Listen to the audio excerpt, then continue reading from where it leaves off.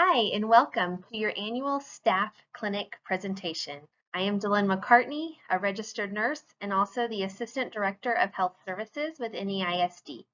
In this training, we will be covering important topics to include health services trainings, which are required every year, clinic procedures, AEDs, student health information, field trip processes, and common health conditions that we see at school every day.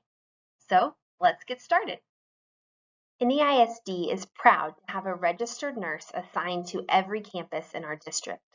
High schools will also have an additional LVN in their clinics.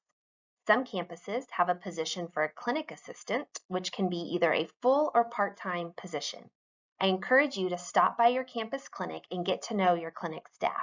They are looking forward to working with you this school year. Every year, campus staff will have required trainings to complete. These trainings listed here on this slide are required annually by all certified campus staff. They will be found in other portions of the VIDDEE app, and the ones that need to be signed and turned into your campus nurse will be provided by your school nurse.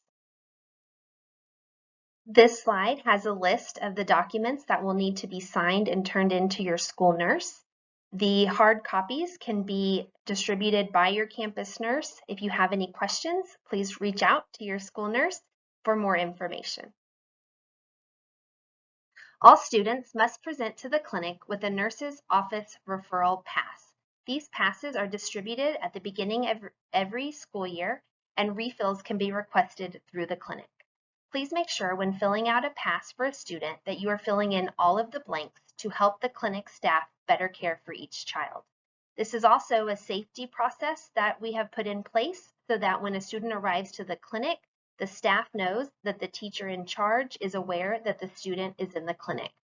Exceptions to this procedure include, but are not limited to, the following: students presenting with symptoms of asthma or allergic reactions and feelings of high or low blood sugar. Any other serious condition, for example, a head injury, must be accompanied to the clinic by another individual, or you may call for the school nurse to come meet the student where they're at if you feel like they are unable to transport themselves to the clinic. Your school nurse will go over any other campus-specific clinic procedures with all of the staff when you are all on campus together. Every campus in the district has at least one AED or automated external defibrillator located somewhere on your campus. Your school nurse will inform all staff of the specific location or locations of the AEDs and who will be responsible for grabbing the AED and taking it outside for fire drills. Make sure you are familiar where the AEDs are located on your campus, so if you are asked to go grab an AED in an emergency situation, you will be able to go and grab it in a timely manner. Parents and physicians can share student health information with the school nurse. It's important to know that this information is kept confidential and is both HIPAA and FERPA protected. The school nurse will determine what student health information is shared with faculty and staff, and that determination is based on a need-to-know basis. Please do not discuss a student's medication or illness in front of the class, other students, or staff. It's also important to know that this same consideration is given to staff when any of your personal health information is shared with the school nurse.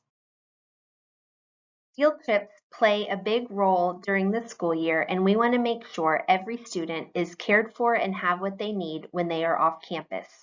For this to happen successfully, it is imperative that the school nurse is given as much time as possible, at a minimum of 2 weeks, to prepare for a field trip. Some students have medical procedures during the day which only a nurse can perform. Therefore, adequate time is required to make these arrangements. No student will be denied access to a field trip because of their medical needs. It is important with your help that the school nurse is given this time so that they can make sure all students can attend. You will learn more about field trip requirements when you review the field trip and extracurricular activity medications, protocols, and safety requirements. This concludes part 1 of our faculty clinic presentation. Join me for part 2, where I will be discussing common health conditions that we see in students every day. See you soon.